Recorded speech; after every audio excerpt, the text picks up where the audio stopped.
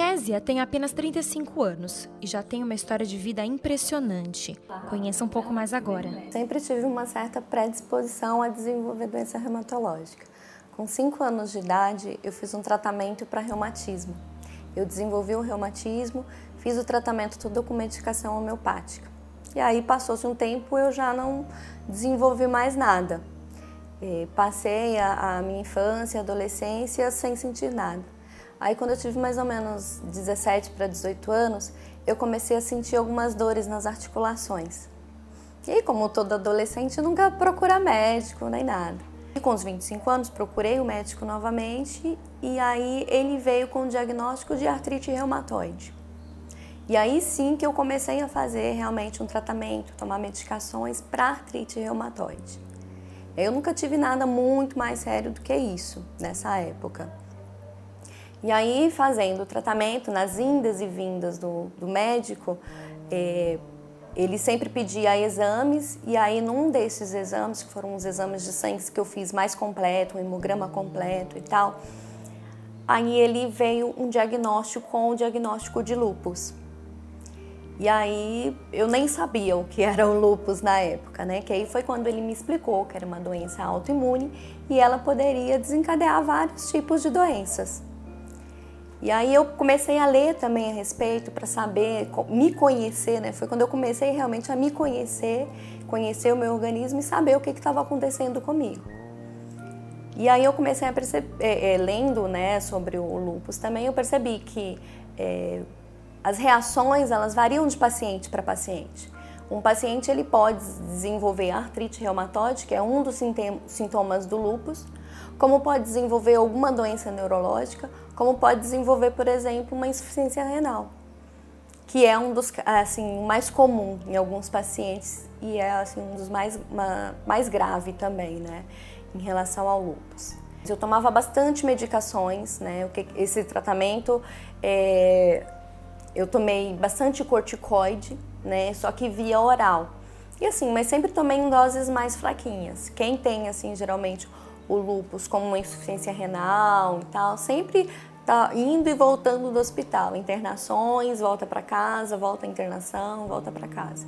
Mas o meu sempre foi um pouco mais tranquilo.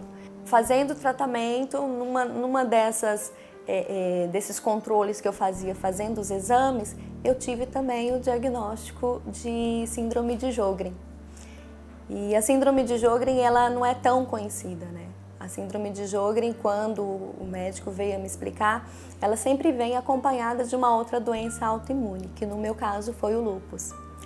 E a síndrome de Sjögren, ela também é uma doença autoimune, só que ela tem alguns outros tipos de reações que diferencia do lúpus. As reações são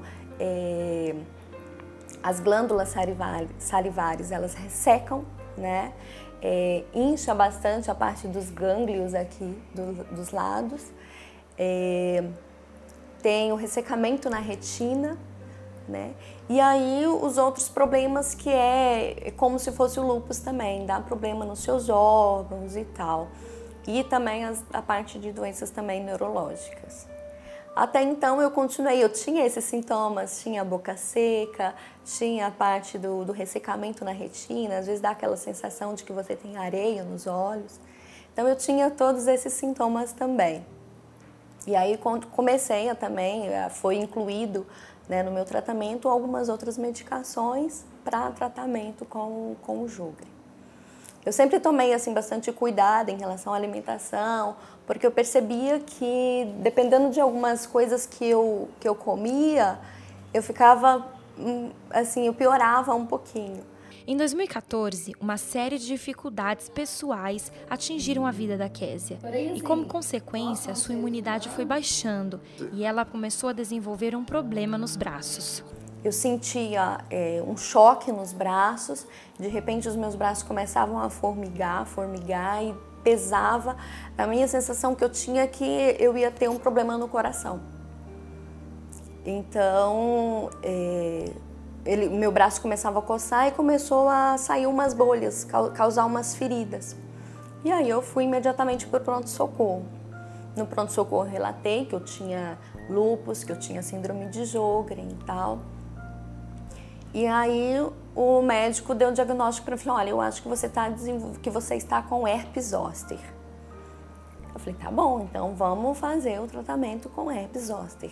E aí ele passou uma medicação para mim, você toma essa medicação durante 7 dias e se não melhorar, você volta, mas vai melhorar, porque a herpes zoster, com essa medicação que eu tô passando, vai resolver seu problema. E aí eu fiquei durante 7 dias tomando essa medicação. Só que nesse período dessa semana de 7 dias, eu comecei a sentir uma fraqueza nas pernas, um choque nos joelhos. Eu sempre fui muito ativa, fazia academia e tal. E aí eu falei, nossa, eu tô sentindo muito estranho, porque eu tô sentindo uma fraqueza nas pernas, eu não tô conseguindo me alongar e tá estranho. E não melhorava aquilo que eu tava sentindo no braço. Começou a pular de um braço pro outro. Aí, passou-se os 7 dias da medicação que eu tinha tomado e não resolveu, eu voltei para o hospital. E aí o médico falou assim, então nós vamos te internar, porque como você tem lúpus, tem síndrome de Sjögren, a gente não sabe, a gente precisa fazer alguns exames para descobrir o que realmente está acontecendo com você. Aí entrou um neurocirurgião no meu quarto, conversou comigo e falou assim, olha, Kézia, pela ressonância que nós fizemos, você está com um tumor na medula. Kézia levou um enorme susto, mas após esse primeiro impacto, passou por uma cirurgia para, através da biópsia, descobrirem o teor do tumor. Mas graças a Deus, muito diferente do diagnóstico que ele tinha dado, eu não tinha um tumor. Mas aí veio o diagnóstico final, eu desenvolvi uma mielite transversa. Essa mielite transversa é uma doença neurológica que você desenvolve por causa do lúpus ou da síndrome de Sjögren. E ela realmente, se você não descobre ela a tempo, você fica realmente paraplégico, você perde os seus movimentos e não tem mais como reverter a situação. Não tem mais medicação que faça você reverter e você voltar a andar. E aí nisso, eu comecei a fazer o tratamento para mielite transversa. Eu acredito que a complexidade do problema que eu tenho foi sim uma coisa bem grave, mas eu pude lutar de forma diferente do que se eu tivesse com um tumor, fazendo um tratamento agora para um câncer.